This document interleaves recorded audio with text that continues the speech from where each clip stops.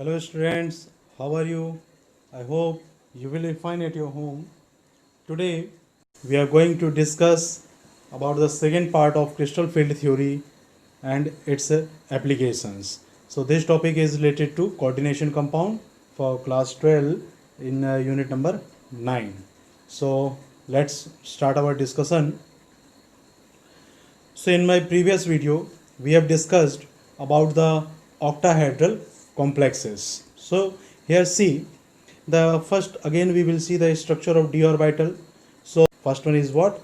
dxy, second is dyz, and third is dxz. These orbitals are oriented between the axes, and the remaining two orbitals, these are dx square minus y square and dz square. These are oriented along the axis. So to see the structures of these d orbitals very clearly, see. So students, यहाँ पर हम पहले d orbital का structure समझेंगे. d orbital का structure कैसा होगा? तो ये आप देख सकते हैं, ये जो येलो कलर का एक्सिस है ये हो गया हमारा x एक्सिस. ये आप देख सकते हैं x एक्सिस, क्योंकि तीन कोऑर्डिनेट्स जो आपने पढ़े हैं, तो ये हो गया हमारा प्लस x, ये हो गया हमारा माइनस x. इसी टाइप से ये हो गया हमारा प्लस y, ये हो गया हमारा माइनस y. तो x एक्सिस, y एक्सिस और ये जो ग्रीन कलर का है ये हो गया z एक्सिस. तो ये तीनों एक्सिस एक दूसरे पर परपेंडिकुलर रहेंगे. अब हम देखते हैं कि ऑक्टाहेड्रल कंपाउंड कैसे बनता है. सो ऑक्टाहेड्रल कंपाउंड वेरी सिंपल. ये जो आपको यहाँ पर ये दिख रहा है, कॉर्क दिख रही होगी, ये यहाँ पर होता है सेंट्रल एटम, कोई भी सेंट्रल मेटल जिससे कि कोऑर्डिनेट कंपाउंड बना हुआ है. तो ये हो गया हमारा सेंट्रल मेटल आयन. उसके बाद फिर 6 लिगेंड्स कहाँ रहेंगे? तो 6 लिगेंड्स की पोजीशन होती है 1 2 3 देन 4 देन 5th और लास्ट कहाँ रहेगा, 6 कहाँ रहेगा, ये नीचे. तो ये 6 लिगेंड्स हमें एक्सिस पर मिलेंगे. ठीक है. अब जब 6 लिगेंड्स हैं तो हम पहले ये डी ऑर्बिटल का स्ट्रक्चर समझ लें. तो डी ऑर्बिटल में क्या होता है, ये हमारे पास हमने 5 डी ऑर्बिटल्स पढ़े हैं, D X Y, D Y Z, D Z X, D X square minus Y square and D Z square. तो D X square minus Y square कहाँ रहेगा? तो X square minus Y square की meaning समझना है आप. X square minus Y square means ये एक ऑर्बिटल यहाँ पर रहेगा और एक ऑर्बिटल यहाँ पर रहेगा. ये हो गया एक्स स्क्वायर. फिर ये हो गया हमारा वाई स्क्वायर. ठीक है. तो D X square minus Y square में ऑर्बिटल्स कहाँ रहेंगे? एक एक्स एक्सिस में रहेगा और एक वाई एक्सिस में रहेगा. तो ये जो है ये हमने इनको ऑर्बिटल्स बनाए हैं. ये हो गया D X square minus Y square. और डी जेड स्क्वायर कैसा होगा? तो डी जेड स्क्वायर के लिए ये हो गया हमारा डी जेड, और यहाँ पर इसी सेंट्रल के चारों तरफ ऑर्बिटल रहेगा, तो वो हो गया डी जेड स्क्वायर. तो यहाँ से कंक्लूजन ये है कि जो हमारे पास ऑर्बिटल्स हैं D X square minus Y square and D Z square, ये कहाँ रहेंगे? ये रहते हैं अलोंग द एक्सिस, इस एक्सिस में रहेंगे. ठीक है. अब बाकी जो तीन ऑर्बिटल हैं D X Y, D Y Z, D Z X, ये कहाँ रहेंगी? तो हम पहले डी एक्स वाई देखते हैं. डी एक्स वाई मतलब ये है एक्स एक्सिस और ये है वाई एक्सिस. तो एक्स और वाई इन दोनों के बीच में ऑर्बिटल रहेगा. कहाँ पर रहेगा? यहाँ पर. तो ये किसके किसके बीच है? एक्स और वाई के बीच में है. तो ये हो गया डी एक्स वाई एक. फिर यहाँ पर ये हो गया डी एक्स वाई, ये एक ऑर्बिटल कंप्लीट. अब डबल डंबल होता है तो ये तो एक ही डंबल हुआ, डी एक्स वाई और डी. यहाँ पर आप देखो तो ये भी तो एक्स और वाई ही हैं, तो इनके बीच में भी एक रहेगा. एक यहाँ से रहेगा और एक कहाँ रहेगा? एक यहाँ रहेगा. तो ये ऑर्बिटल कौन सा हो गया? ये हो गया D X Y. D Y Z कैसा होगा? तो ये हो गया एक्स, ये हो गया वाई, ये हो गया जेड. तो याद रखना ये है वाई और ये है जेड. तो अब स्ट्रक्चर कैसा होगा? इसके बीच में एक डंबल, इसके बीच में दूसरा डंबल, यहाँ पर एक डंबल और यहाँ पर एक डंबल. मतलब जो ऑर्बिटल्स हैं वो कहाँ कहाँ रहेंगे? 1 2 3 एंड 4th. तो ये 4 ऑर्बिटल हमें मिलेंगे. कहाँ कहाँ मिलेंगे? इस z और y के बीच में. तो z और y के बीच में मिलेंगे, तो ये हो गया डी वाई जेड. और डी जेड एक्स कैसे मिलेगा? तो डी जेड एक्स के लिए इसको हम ऐसे रखते हैं. ये जो येलो कलर का था ये हमारा x, ये ग्रीन कलर का y z. तो x और z के बीच में यहाँ पर एक, ठीक है, ये यहाँ पर एक, यहाँ पर दूसरा, थर्ड एंड फोर्थ। तो ये जो 3 ऑर्बिटल हैं, डी ऑर्बिटल हैं, ये 3 ऑर्बिटल कहाँ हैं? ये 3 ऑर्बिटल मिलते हैं हमको एक्सिस के बीच में। तो अब हम इनको डिफाइन करेंगे between the axis and along the axis. Between the axis कौन कौन से होंगे? डी एक्स वाई, मतलब इनके बीच में, यहाँ पर ये जो हमारे पास कोऑर्डिनेट्स हैं, इन कोऑर्डिनेट्स के बीच में यहाँ पर। तो ये इस टाइप से हमको ऑर्बिटल्स मिलेंगे। तो अब जब लिगेंड आएगा, अब हम ऑक्टाहेड्रल कंपाउंड देखते हैं। तो ऑक्टाहेड्रल कंपाउंड में जब लिगेंड आएंगे तो वो लिगेंड कहाँ से आएंगे? 6 लिगेंड्स हैं। 6 लिगेंड कहाँ से आएंगे? एक्सिस के थ्रू आएगा। तो सपोज यहाँ से लिगेंड आ रहा है, तो ये लिगेंड सबसे पहले किसके साथ इंटरेक्शन होगा? एक्सिस में जो ऑर्बिटल्स हैं उनके साथ उसका इंटरेक्शन होगा। तो जब एक्सिस वाले ऑर्बिटल के साथ इंटरेक्शन होगा तो एक्सिस वाले ऑर्बिटल्स की ही एनर्जी चेंज होगी। और एक्सिस में कौन कौन से ऑर्बिटल हैं? D X square minus Y square और डी जेड स्क्वायर। तो इनकी एनर्जी चेंज होगी। इसलिए जो 5 हमारे पास डी जनरेट ऑर्बिटल्स हैं वो 2 पार्ट में स्प्लिट होते हैं, ई और T2G। तो ये तो हो गया ऑक्टाहेड्रल का केस। टेट्राहेड्रल में क्या होगा? तो टेट्राहेड्रल में स्ट्रक्चर होता है, ये जो हमारे पास टेट्राहेड्रल कंपाउंड है उसमें टेट्राहेड्रल स्ट्रक्चर रहेगा। तो ये कोऑर्डिनेट्स याद रखना। अब इन्हीं कोऑर्डिनेट्स को मैं थोड़ा सा किनारे रखता हूँ। ये इस कंपाउंड में आते हैं। इसमें टेट्राहेड्रल कंपाउंड कैसे बनेगा? तो टेट्राहेड्रल कंपाउंड सबसे पहले सेंट्रल मेटल है। तो सेंट्रल मेटल कहाँ रहेगी? ये बीचों बीच में। ठीक है, मैं इस फेस के सेंटर की बात नहीं कर रहा हूँ। इस फेस का सेंटर ये है, यहाँ पर नहीं बोल रहा हूँ मैं। कहाँ पर बोल रहा हूँ इसको? ये बीच वाली जगह पे, बीचों बीच में। ठीक है, तो जैसे हम रूम ले लें तो रूम का सेंटर पार्ट कौन सा होगा? बिल्कुल हवा में लटका रहेगा। तो वो हो गया सेंट्रल मेटल। और उससे टेट्राहेड्रल कैसे बनेगा? तो टेट्राहेड्रल के लिए एक मेटल, एक लिगेंड यहाँ पर 1, सेकेंड यहाँ पर रहेगा 2, थर्ड कहाँ रहेगा आपका? ये सेकेंड यहाँ पर रहेगा। ये हो गया फर्स्ट, ये हो गया सेकेंड। थर्ड कहाँ रहेगा? तो थर्ड यहाँ पर रहेगा, ये इस कॉर्नर पे। और फोर्थ कहाँ रहेगा? इस कॉर्नर पे। तो आप जब इसको ज्वाइन करेंगे तो हमें स्ट्रक्चर कैसे मिलेंगे? स्ट्रक्चर इसमें हमें मिलेगा टेट्राहेड्रल। कैसे? तो सीधा सीधा सा काम आपको करना है। ठीक है, और वो काम क्या है? ये जो हवा में लटका हुआ है, तो 1 देन 2 देन 3 देन 4, तो ये 4 को आपको ज्वाइन करना है। और जब इन चारों को आप ज्वाइन कर लेंगे तो इसमें एक भी ऐसा लिगेंड नहीं है जो कि अलोंग द एक्सिस आ रहा हो, क्योंकि सारे लिगेंड्स कहाँ आएंगे? ये देखो यहाँ आएगा, तो ये तो कोई एक्सिस ही नहीं है। एक्सिस क्या है? परपेंडिकुलर हैं। पर वो लिगेंड कहाँ से कनेक्ट है? यहाँ से कनेक्ट है, मतलब एक डायगोन में आ रहा है वो। तो डायगोन में तो कोई एक्सिस है नहीं। तो इसीलिए जब टेट्राहेड्रल में स्प्लिटिंग होगी तो इसमें कौन से ऑर्बिटल की एनर्जी चेंज होगी? अलोंग द एक्सिस नहीं, जो बिटवीन द एक्सिस है। मतलब 3 जो सेट है हमारे पास, D X Y, D Y Z, D Z X, इनकी एनर्जी चेंज होगी। और जो D X square minus Y square D Z square है, इनकी एनर्जी कम हो जाएगी। तो इसमें भी स्प्लिटिंग होगी, पर स्प्लिटिंग क्या होगी? रिवर्स हो जाएगी। तो हमें जो ऑक्टाहेड्रल में ई और T2G सेट मिलते थे, टेट्राहेड्रल केस में हम G हटा देंगे, सिर्फ E और T2 बचेगा। ओके, तो ये होगी टेट्राहेड्रल में splitting. The structure of the d orbitals which are presented along the axis. So here we have these 3 coordinates x, y and z. So first we will see the structure of dx square minus y square. Here dx square minus y square, in this orbital the lobes they are oriented along the axis. Here you can see in x axis lobes are present and in y axis lobes are present. So these 2 orbitals, or simply we can say these 2 dumbbells, okay, dx square minus y square, this orbital having 2 dumbbells. So these dumbbells are oriented along the axes. These are x and y. And third one, that is dz square. So in dz square you can see this one is oriented along z axis and one is around the origin point. So this is the structure of the d orbitals, okay, in which the lobes are present along the axis. They are oriented along the axis. Okay, so now we will see next splitting of d orbitals in tetrahedral complexes. So before starting tetrahedral complex, see the structure of tetrahedral. So this is the tetrahedral structure. Here don't say that the lengths are different. No, lengths are not different. This one is actually 3D diagram, that's why you are seeing here the difference in length, but actually in practice all the lengths are equal. So see, if this type of structure is present, then how can we set this structure in a cube? So see, I'm making here a cube. In this cube, the red dot, that is central metal ion.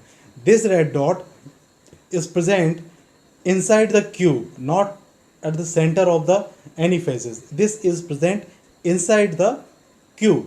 Okay, and the four ligands, these ligands are present at the alternate position.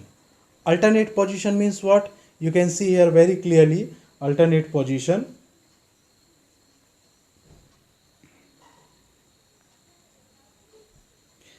here you can see which are alternate positions. So here you can see, here this one is first ligand, then leaving this second ligand, leave this position, third ligand, leave this position, fourth ligand. So these are the four ligands which are present at the corners of the tetrahedron. So this structure is tetrahedral. And what about octahedral structure? So here in octahedral structure, see what is how can we draw the octahedral structure? This red dot means central metal ion and the remaining three coordinates. In these three coordinates, 6 ligands are present. So these are the 6 ligands which are in form of blue dots. Okay, and this is a complete cube. So here you can see the red dot. In this red dot, 3 axes x, y and z. Which are x, y and z? So this one is x, this one is y and this one is z. So the orbitals means central metal atom, it's d orbital. So these orbitals are interacting with ligand. Okay, so which are these orbitals? So along the axis, now we have just seen that along the axis 2 orbitals are present. These are dx square minus y square and dz square. So these 2 orbitals are interacting directly with ligands. So that's why their energy will be higher than rest of the orbitals. So in case of octahedral complex, in splitting we have seen Eg and T2G. So why Eg is going upper and upside and T2G lower side? Because Eg means these 2 orbitals dx square minus y square and dz square. These 2 orbitals are interacting directly with ligand. And now talk in tetrahedral complex. So here in tetrahedral complex you can see no any ligand is approaching towards metal through axis. See here, is this a axis? No, this one is not axis. Axes are these are the axes. Okay, so simple क्या इसमें कहना क्या चाह रहे हैं हम? कहना ये है कि जो ऑक्टाहेड्रल कॉम्प्लेक्स है, ऑक्टाहेड्रल कॉम्प्लेक्स में लिगैंड और मेटल, तो ये लिगैंड कहाँ से अप्रोच करेगा? अलोंग द एक्सिस, तो इसलिए 2 ऑर्बिटल की एनर्जी इंक्रीज होती है. बट टेट्राहेड्रल में ये बिटवीन द एक्सिस अप्रोच करेंगे लिगैंड को, और जब बिटवीन द एक्सिस अप्रोच करेंगे तो जो 3 ऑर्बिटल्स हमारे पास बचे, D X Y, D Y Z and D Z X और एक्स जेड, सो 3 जो ऑर्बिटल्स है इनमें इंटरेक्शन होगा. तो इसलिए इन 3 की एनर्जी अब हायर हो जाएगी और इन 2 की एनर्जी अब लोअर हो जाएगी. तो दोनों में स्प्लिटिंग जस्ट रिवर्स है. चलिए इसको और अच्छे से देखते हैं हम. तो इसके लिए बहुत सिंपल सा पैटर्न हम देखें. The pattern is splitting of D orbital in tetrahedral field. तो ये हमने अभी देखा इसमें कि जो हमारे पास 5 डी ऑर्बिटल्स हैं, D X Y, D Y Z, D Z X, D X square minus Y square and D Z square, ये सबसे पहले ग्राउंड स्टेट में रहेंगे. इनको हम बोलते हैं डीजेनरेट ऑर्बिटल्स. सबसे पहले इनकी एनर्जी सेम हो जाएगी, तो इनकी एनर्जी हम लेंगे एवरेज एनर्जी. ठीक है, average energy of D orbitals. अब इस डी ऑर्बिटल्स में एवरेज एनर्जी मतलब क्या हो सकता है? कुछ की एनर्जी कम हो, कुछ की ज़्यादा हो, तो हम एक एवरेज एनर्जी लेते हैं. इस डी ऑर्बिटल में स्प्लिटिंग होगी. स्प्लिटिंग होने से ये 2 पार्ट में डिवाइड होगा. अब ये टेट्राहेड्रल फील्ड है. टेट्राहेड्रल कॉम्प्लेक्स में क्या होगा? इसमें जो बिटवीन द एक्सिस हैं वो ऊपर जाएंगे और जो अलोंग द एक्सिस है वो नीचे आएंगे. तो ये देखिए अलोंग द एक्सिस कौन कौन से हैं? 2 ऑर्बिटल है हमारे पास along the axis, D X square minus Y square and D Z square. और बिटवीन द एक्सिस, तो पहले हम इसकी बात करते हैं. इनके एनर्जी में डिफरेंस कितना आएगा? तो सबसे पहले हम ये देखें कि इसको हम कहेंगे अब सिर्फ ई. ऑक्टाहेड्रल में हमने वर्ड यूज़ किया था Eg, क्योंकि इनमें स्प्लिटिंग हो गई है तो ये माइक्रोस्कोपिक ऑर्बिटल्स हैं, तो इसके लिए हम Eg की जगह क्या यूज़ करेंगे अब, सिर्फ E। ओके, देन इसकी एनर्जी कितनी होगी, तो Eg की एनर्जी हमें मालूम है कि ये एनर्जी 3/5 चेंज होती है। अब ये एवरेज एनर्जी लेवल से नीचे है, इसलिए इसका साइन आएगा नेगेटिव। सेकेंड जो पार्ट मिलेगा हमको, तो सेकेंड पार्ट में क्या मिलेंगे, 3 ऑर्बिटल्स मिलेंगे। ये 3 ऑर्बिटल्स कौन से हैं, जो कि एक्सिस के बीच में प्रेजेंट हैं, और इनको हम कहेंगे T2। और इनकी एनर्जी कितनी होगी, तो इनकी एनर्जी होती है +2/5। पॉजिटिव क्यों, क्योंकि ये एवरेज एनर्जी से ज़्यादा है। तो यहाँ पर अब टेट्राहेड्रल में जस्ट रिवर्स केस है। ऑक्टाहेड्रल में E ऊपर था और T2 नीचे था, पर टेट्राहेड्रल में इसका उल्टा केस हो जाएगा। तो इससे ये कंक्लूजन हम निकाल लें, कंक्लूजन क्या निकालेंगे कि ऑक्टाहेड्रल में लिगैंड एक्सिस के थ्रू अप्रोच करते हैं, इसीलिए dx² - y² और dz² की एनर्जी चेंज होती है। बट टेट्राहेड्रल केस में between the axis ligands approach करेंगे, इसलिए किनकी एनर्जी चेंज होगी, dxy, dyz और dzx, यहाँ हम कहें जो ऑर्बिटल्स एक्सिस के बीच में है। तो ये हो गया स्प्लिटिंग इन टेट्राहेड्रल कॉम्प्लेक्सेस। ओके, इससे ज़्यादा इसमें स्टडी नहीं करना है हमको, हमें सिर्फ ये स्प्लिटिंग देखनी है। टर्म्स याद रखना T2 एंड E। नाउ अब हम देखेंगे मैग्नेटिक प्रॉपर्टीज़ कि कैसे हम क्रिस्टल फील्ड थ्योरी या CFT थ्योरी, इसके थ्रू हम मैग्नेटिक प्रॉपर्टीज़ एक्सप्लेन करेंगे। तो सबसे पहले हम देखें मैग्नेटिक प्रॉपर्टीज़ कितने टाइप की होती है, 2 टाइप्स की मैग्नेटिक प्रॉपर्टी है। ये 2 टाइप्स कौन कौन से हैं, so first, if in a complex all the electrons are paired, ठीक है, हम जब इलेक्ट्रॉनिक कन्फिग्रेशन बनाते हैं तो उस कन्फिग्रेशन में हम लिखते हैं ना 1s2 2s2 2p6 and so on. तो यदि किसी ऑर्बिटल में सारे के सारे इलेक्ट्रॉन पेयर्ड हैं तो वो कैसा होगा, डायमैग्नेटिक। और यदि कॉम्प्लेक्स में एटलीस्ट एक इलेक्ट्रॉन सिंगल है, एटलीस्ट, जरूरी नहीं कि सिर्फ एक ही हो, 2 3 4 5 इतने इलेक्ट्रॉन्स अनपेयर्ड हो सकते हैं, बट हमें कम से कम एक इलेक्ट्रॉन सिंगल चाहिए।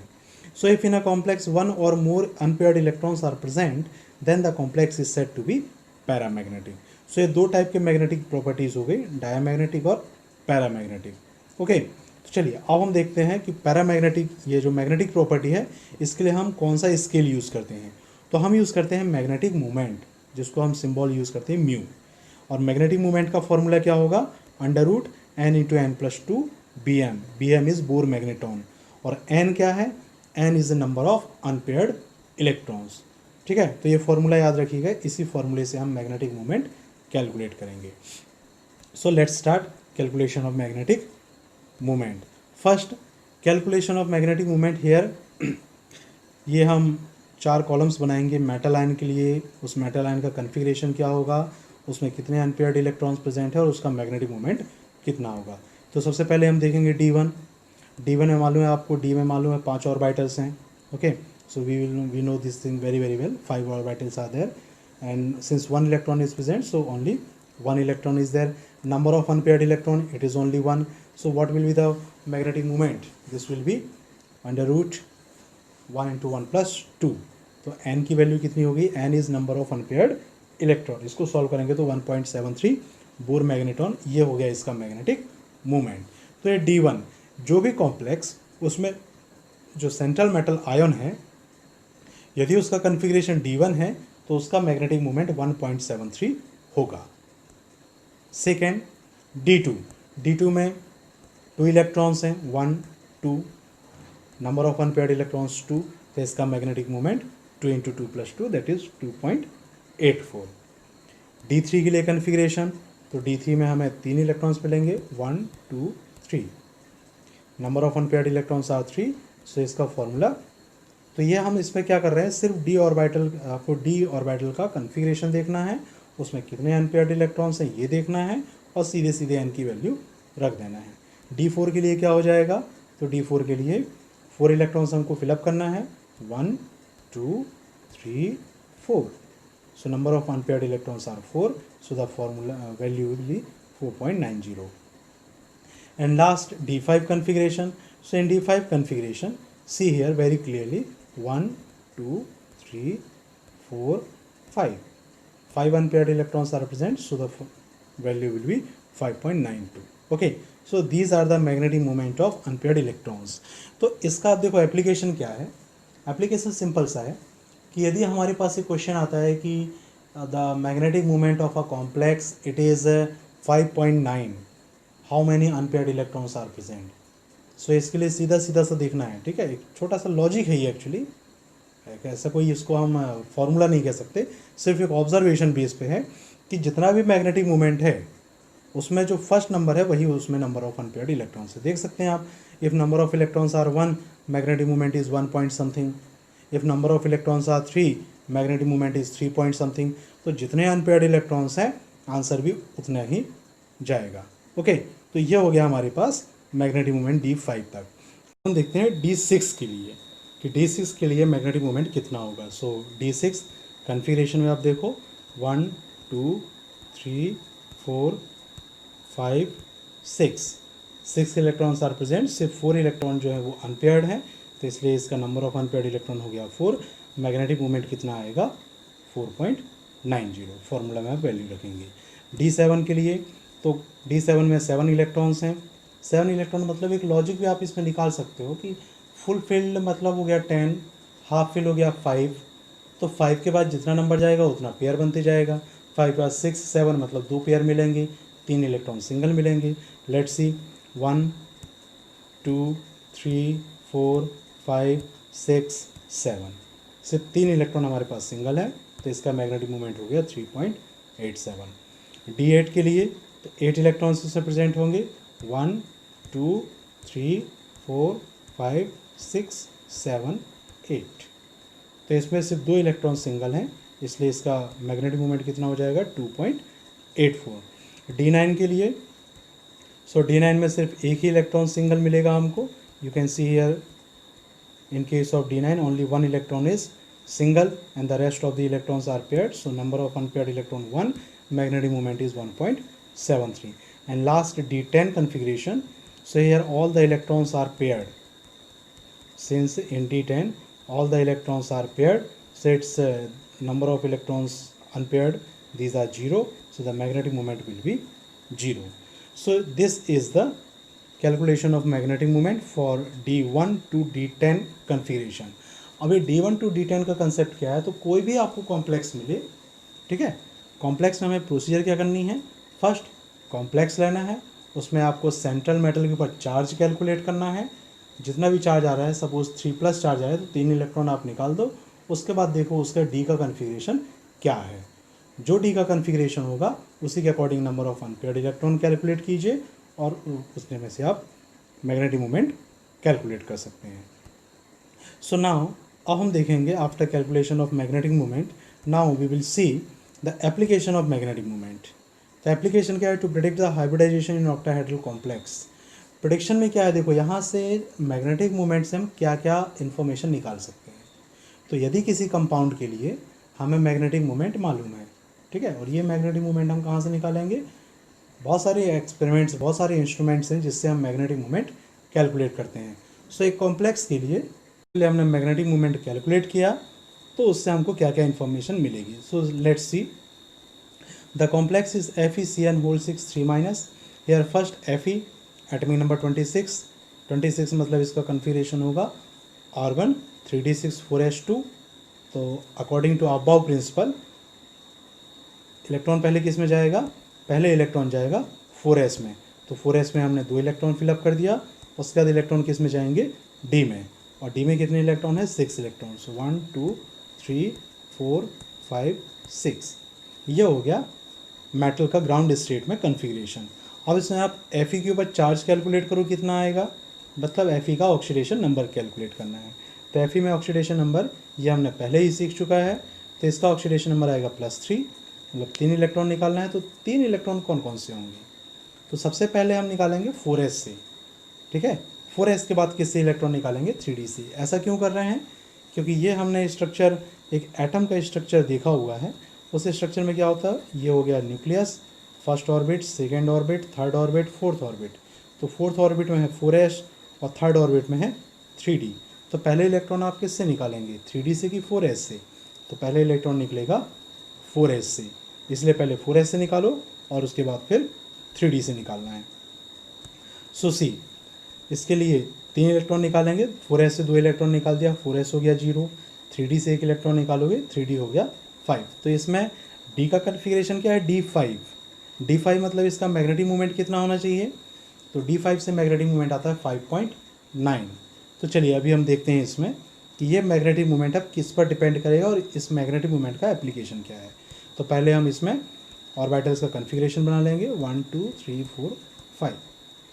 अब यहाँ पर ये तो हो गया सेंट्रल मेटल आयन का कन्फिग्रेशन। यहाँ क्वेश्चन ये आता है कि ये जो साइनाइड है, ये साइनाइड अपने इलेक्ट्रॉन डोनेट करेगा किसको, Fe को, आयरन को डोनेट करेगा। पर क्वेश्चन ये है कि ये साइनाइड स्ट्रॉन्ग लिगैंड है कि वीक लिगैंड है, क्योंकि यदि स्ट्रॉन्ग लिगैंड हुआ तो इलेक्ट्रॉन की पेयरिंग हो जाएगी, पेयरिंग हो जाएगी तो हमारे पास अभी Fe3+ में कितने अनपेयर्ड इलेक्ट्रॉन दिख रहे हैं, 5 इलेक्ट्रॉन दिख रहे हैं। पर जब इसमें पेयरिंग हो जाएगी so definitely the number of unpaired electrons they will be less than 5। तो जब लेस देन 5 होगा तो फिर हम क्या करेंगे, लेस देन 5 की कंडीशन में तो लेट्स सी कि साइनाइड क्या होगा। तो हम दो पॉसिबिलिटी लेते हैं। First case, if cyanide is strong ligand, strong ligand है तो इलेक्ट्रॉन्स की पेयरिंग कराएगा, पेयरिंग कराएगा तो 3D 4s और 4p पेयरिंग कराएगा तो क्या होगा, जो हमारे पास 5 इलेक्ट्रॉन हैं तो फर्स्ट इसमें आपको पेयर कितने मिलेंगे, सो 5 इलेक्ट्रॉन से दिए हैं तो 2 पेयर मिलेंगे और एक सिंगल मिलेगा। सो 1 2 3, लास्ट वाला इलेक्ट्रॉन कहाँ पहुँच गया, फर्स्ट के साथ पेयर बना लिया, सेकेंड लास्ट इलेक्ट्रॉन कहाँ गया, सेकेंड के साथ पेयर। तो कितने इलेक्ट्रॉन हमको सिंगल दिख रहे हैं, अभी सिर्फ 1।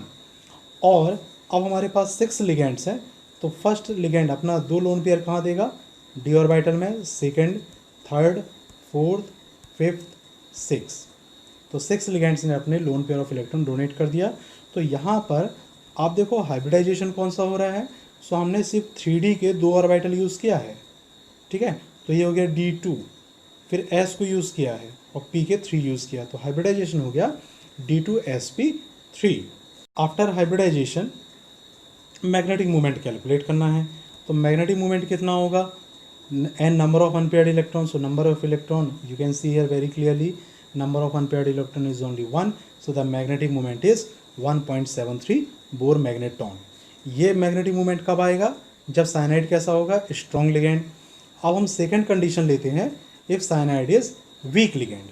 तो वीक लिगेंड में क्या होगा, पेयरिंग नहीं करा सकता, तो पहले हम 3D 4s और 4p बना लेते हैं, साथ में 4d भी बनाते हैं।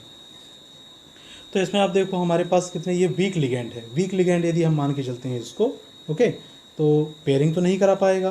तो डी में जो हमारे पास 5 इलेक्ट्रॉन्स थे, ये 5 इलेक्ट्रॉन्स एज इट इज़ रहेंगे। तो अब अपने लोन पेयर ऑफ इलेक्ट्रॉन को कहाँ डोनेट करेंगे, 6 साइनाइड्स। सो 1 LP 4s में जाएगा, सेकेंड, थर्ड, फोर्थ, फिफ्थ, 6।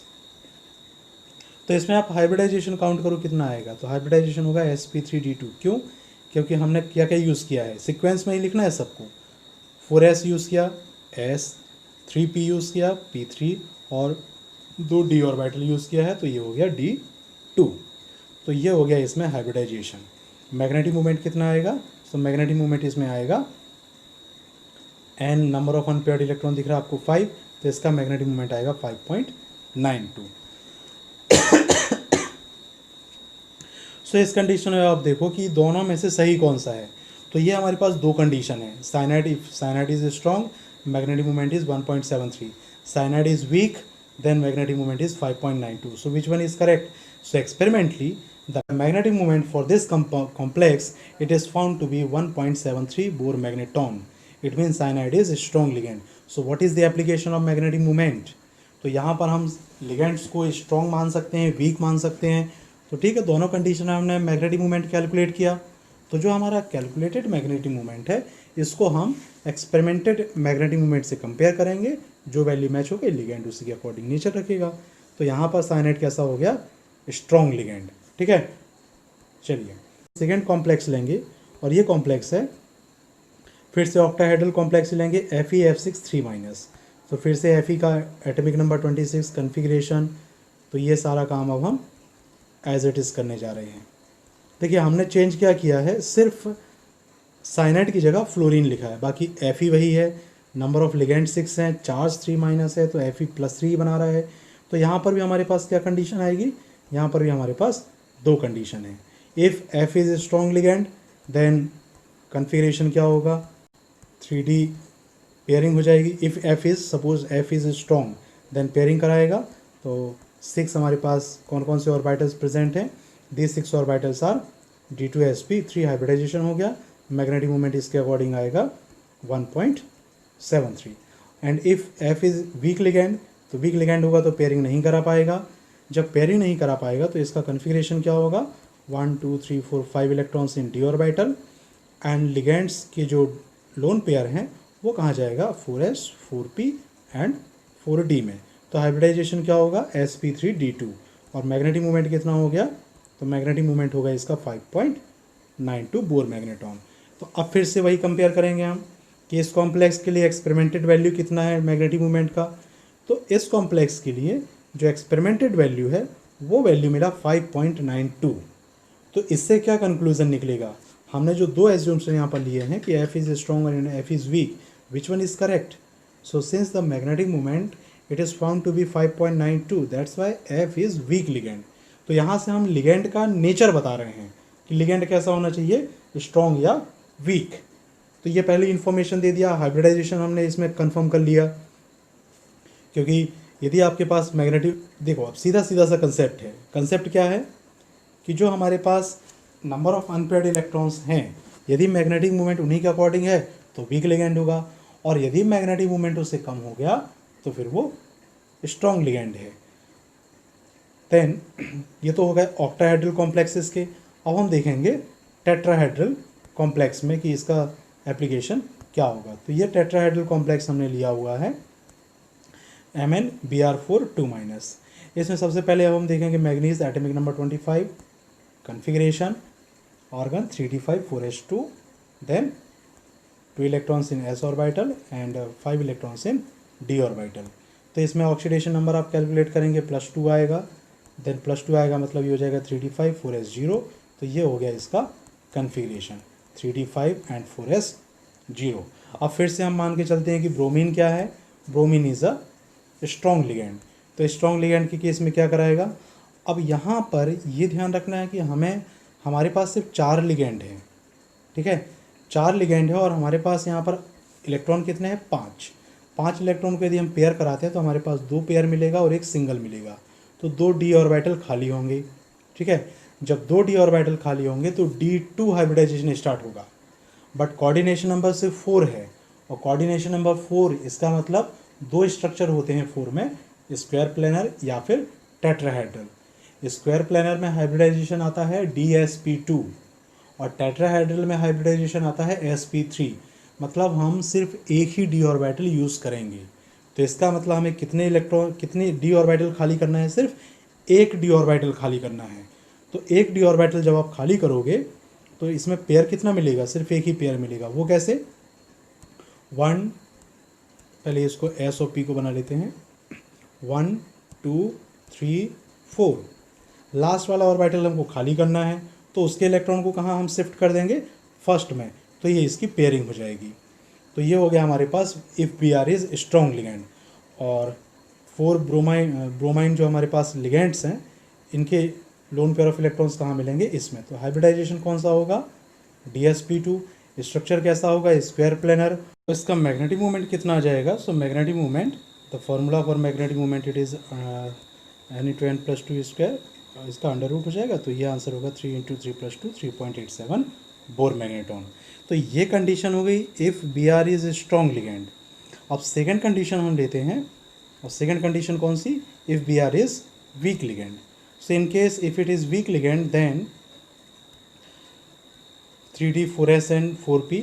सो वीक लिगेंड है, पेयरिंग नहीं करा सकता, d ऑर्बिटल का कन्फिग्रेशन एज इट इज़ रहेगा, 5 इसमें अनपेयर्ड इलेक्ट्रॉन से 5 ही रहेंगे, एंड द रिमेनिंग 4 ऑर्बिटल्स, उनमें 4 ब्रोमाइन लिगेंड्स ये अपने अपने लोन पेयर ऑफ इलेक्ट्रॉन्स को डोनेट कर देंगे।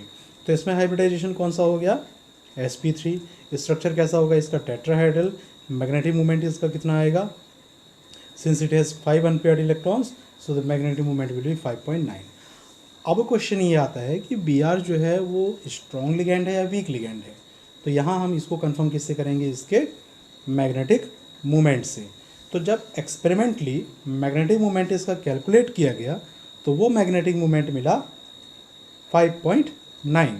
तो इसका मतलब ब्रोमाइन कैसा लिगेंड होना चाहिए, वीक लिगेंड। तो यहाँ से फिर से हमने लिगेंड के नेचर की बात कर ली कि लिगेंड का नेचर कैसा होना चाहिए, वीक होना चाहिए। One more thing you see here, hybridization is dsp2 and sp3. So if the hybridization is dsp2 means 3d orbital is used, okay, and if 3d orbital is used then the complex is inner orbital or complex, and if 3d is not used then it is outer orbital complex. So from magnetic moment we can predict many more properties, in which first nature of ligand, second hybridization, third structure of complex, and also the type of complex, means is it inner or outer complex, or also is it low spin complex or high spin complex. Because if we are able to predict the nature of ligand, so if ligand is strong then it will be low spin complex, and if ligand is weak then it will be high spin complex. And we have studied earlier about low spin and high spin. Now next thing, next is the second property, second application of the CFT, it is color of coordinate complexes. So color के लिए एक simple सा concept याद रखना है, if in a compound all the electrons are paired then it is colorless, and if in a compound one or more unpaired electrons are present then compound will be colorful due to DD transition. Now what is DD transition? So simple सा इसको हम देखेंगे। पहले देखते हैं हम coordination entity, wavelength of light absorb.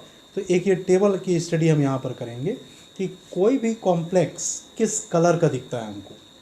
तो जो कलर है, यदि कॉम्प्लेक्स रेड कलर का है तो इसका मतलब ये नहीं कि उसने रेड कलर को एब्जॉर्ब किया है, नो। रेड कलर यदि दिख रहा है किसी कंपाउंड का तो इसका मतलब वो रेड कलर को रिलीज कर रहा है, ओके। और रेड कलर को यदि वो रिलीज कर रहा है, इमिट कर रहा है, तो उसका जो कॉम्प्लीमेंट्री कलर है उसको एब्जॉर्ब किया है।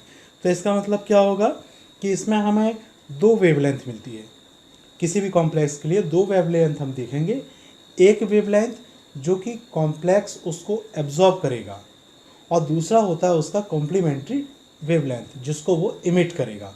तो देखिए, जैसे पहले ये कंपाउंड है हमारे पास, ये कॉम्प्लेक्स है, ये कॉम्प्लेक्स 535 नैनोमीटर की वेवलेंथ को एब्जॉर्ब करता है। तो ये रिलीज कौन सी वेवलेंथ करेगा, 35 इसका वेवलेंथ है, तो ये कौन सा कलर एब्जॉर्ब करेगा, येलो कलर एब्जॉर्ब करेगा, क्योंकि येलो कलर की वेवलेंथ कितना है 535 नैनोमीटर।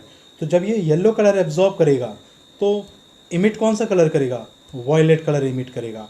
तो इसका मतलब ये क्लियर रखना कि यदि कोई कॉम्प्लेक्स वायलेट कलर का दिख रहा है आपको तो इसका मतलब उसने येलो कलर को एब्जॉर्ब किया है। सेकेंड कॉम्प्लेक्स, इस कॉम्प्लेक्स में आप देखो ये 500 नैनोमीटर की वेवलेंथ को एब्जॉर्ब करता है। तो 500 नैनोमीटर किसके लिए है, ब्लू ग्रीन के लिए है। तो ब्लू ग्रीन जब ये एब्जॉर्ब करेगा तो ये रिलीज कौन सा करेगा, रेड कलर को ये इमिट करेगा। तो कॉम्प्लेक्स कैसा दिखेगा हमको, रेड कलर का। तो इसी टाइप से हमारे पास कुछ लिस्ट है कॉम्प्लेक्सेस की। इसमें आप देखिए 475 नैनोमीटर की यदि वेवलेंथ जो कि ब्लू कलर की है, इस वेवलेंथ को यदि एब्जॉर्ब करता है तो ये कैसा मिलेगा हमको, येलो ऑरेंज कलर का कॉम्प्लेक्स दिखेगा। और यदि इसने 310 वेवलेंथ जो कि यूवी रेज में है तो इसमें एब्जॉर्ब, कोई एब्जॉर्ब नहीं करेगा, तो ये कैसा दिखेगा हमको, पेल येलो कलर का। और लास्ट ये कॉम्प्लेक्स है। तो इस टाइप से हमारे पास कुछ कॉम्प्लेक्सेस हैं जिनकी लिस्ट है। तो इस लिस्ट से क्लियर क्या हो रहा है, क्लियर ये है कि कोई भी कॉम्प्लेक्स जिस वेवलेंथ को एब्जॉर्ब करेगा या जिस लाइट को, जिस कलर को एब्जॉर्ब करेगा, उसका एक सप्लीमेंट्री कलर को वो रिलीज करेगा। ठीक है, जैसे येलो को एब्जॉर्ब किया तो कौन सा रिलीज कर रहा है, वो वायलेट रिलीज कर रहा है। तो इस टाइप से ये तो चीज़ क्लियर है हमारे पास कि कॉम्प्लेक्सेस के कलर्स अलग अलग हैं। अब ये कलर क्यों मिलता है हमें, क्यों मिलेंगे ये कलर, क्योंकि इसमें डी ट्रांजिशन होता है। तो अब देखिए डी ट्रांजिशन क्या है। तो यहाँ पर हम लेते हैं कॉम्प्लेक्स, ये कॉम्प्लेक्स कौन सा है, हेक्सा एक्वा टाइटेनियम थर्ड। तो इस कॉम्प्लेक्स में जो टाइटेनियम है इसका ऑक्सीडेशन स्टेट होता है +3 +3 मतलब इसमें d ऑर्बिटल का कन्फिगरेशन क्या मिलेगा, D1। क्यों? टाइटेनियम एटॉमिक नंबर 22, 22 मतलब 4s2 3d2, 3 इलेक्ट्रॉन इसमें से निकालना है तो 4s हो जाएगा 0, 3d हो जाएगा 1। तो इसका कन्फिगरेशन मेटल आयन का है D1। D1 मतलब इसका कन्फिगरेशन क्या होगा, सिर्फ एक इलेक्ट्रॉन होगा। अब ये एक इलेक्ट्रॉन में देखना है हमको कि जब हमने स्प्लिटिंग पढ़ा था तो d ऑर्बिटल किस में स्प्लिट होता है, T2g और Eg में। ये एक ऑक्टाहेड्रल कॉम्प्लेक्स है, इसलिए किस में स्प्लिट होगा, T2g और Eg में। तो ये जो फर्स्ट इलेक्ट्रॉन है, ये फर्स्ट इलेक्ट्रॉन अभी किस में रहेगा, ये अभी रहेगा T2g में। ठीक है, फर्स्ट इलेक्ट्रॉन किस में है, T2g में। और ये T2g से कहाँ जंप करेगा, Eg में। ये देखिए, ये इसका ग्राउंड स्टेट में कन्फिग्रेशन। जब ये लाइट को एब्जॉर्ब करेगा तो ये जो इलेक्ट्रॉन है ये एक्साइट होगा, क्योंकि हमने लास्ट ईयर हाइड्रोजन स्पेक्ट्रम में पढ़ा है, whenever electron absorbs energy it jumps into higher energy level, in that level it stays for sometimes for 10 to power minus 12 second and comes back to its original orbital. So while it is returning from its excited state, it emits the energy which was absorbed, and that energy is recorded in the form of spectrum or in the form of color. तो simple सा इसको देखना है कि ये जो single electron है, ये इलेक्ट्रॉन क्या करेगा, एनर्जी एब्जॉर्ब करेगा। तो एनर्जी एब्जॉर्ब करने के बाद ये इलेक्ट्रॉन कहाँ चला जाएगा, ये इलेक्ट्रॉन चला जाएगा Eg में। एक्साइटेड स्टेट में कहाँ चला जाएगा ये इलेक्ट्रॉन, Eg में। तो देखो इसका ट्रांजिशन कहाँ से कहाँ हो रहा है, T2g से ये किस में जा रहा है, Eg में। तो T2g भी d ऑर्बिटल है, Eg भी d ऑर्बिटल है, तो इसका ट्रांजिशन कहाँ से कहाँ हुआ, D से D में, D to D।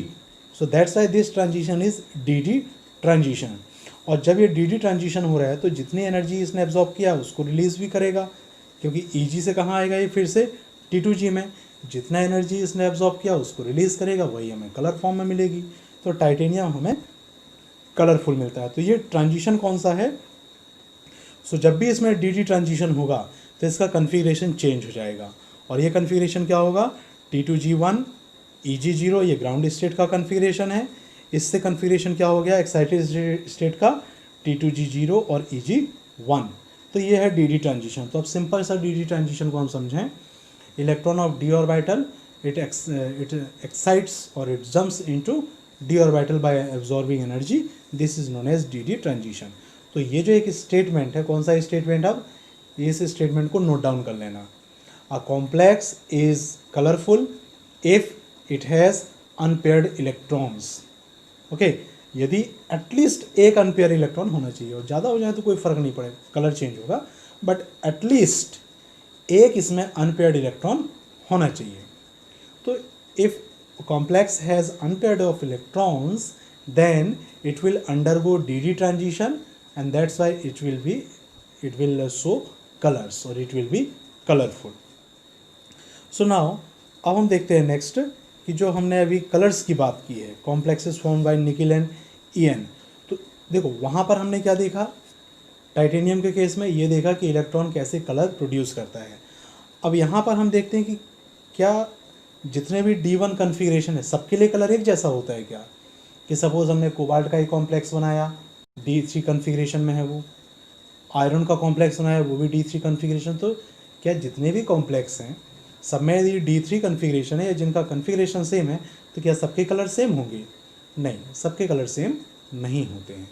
ये कलर्स किस पर डिपेंड करेगा, तो कलर्स डिपेंड करता है first number of electrons in d orbital, second nature of ligand and number of ligand.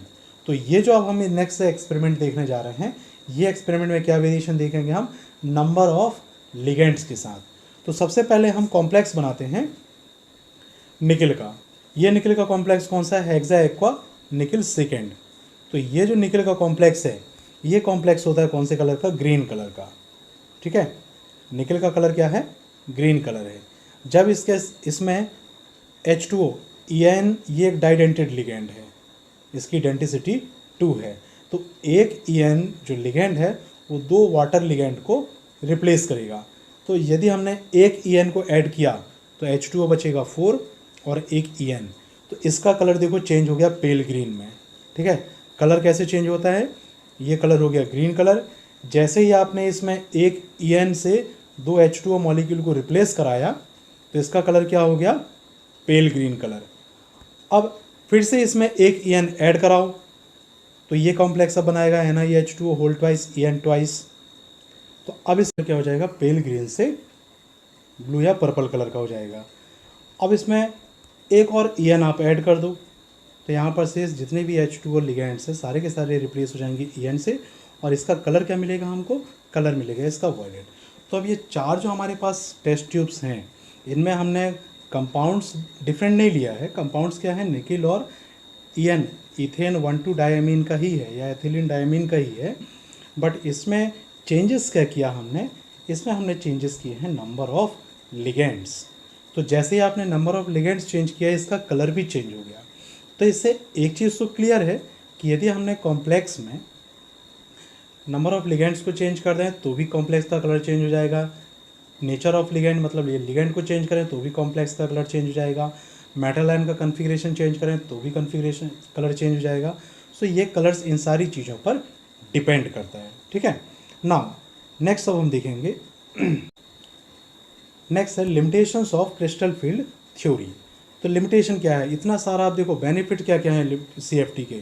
This theory explains the magnetic properties, colour, structure and larger number of coordinate compounds. इन सब के बारे में इसने बिल्कुल सही सही कहा। लेकिन इसकी प्रॉब्लम कहाँ आ गई, तो इसकी प्रॉब्लम आती है since it considers that ligands are point charges. पहले ही हमने इंट्रोडक्शन में कहा था कि क्रिस्टल फील्ड थ्योरी क्या एज्यूम करती है, तो इसका पोस्टुलेट है कि जितने भी लिगेंड्स हैं वो सारे के सारे चार्ज हैं। चार्ज मतलब क्या, कि जो हमने लिगेंड और मेटल के बीच का जो बॉन्ड है उसको हमने प्योर आयोनिक बॉन्ड माना है।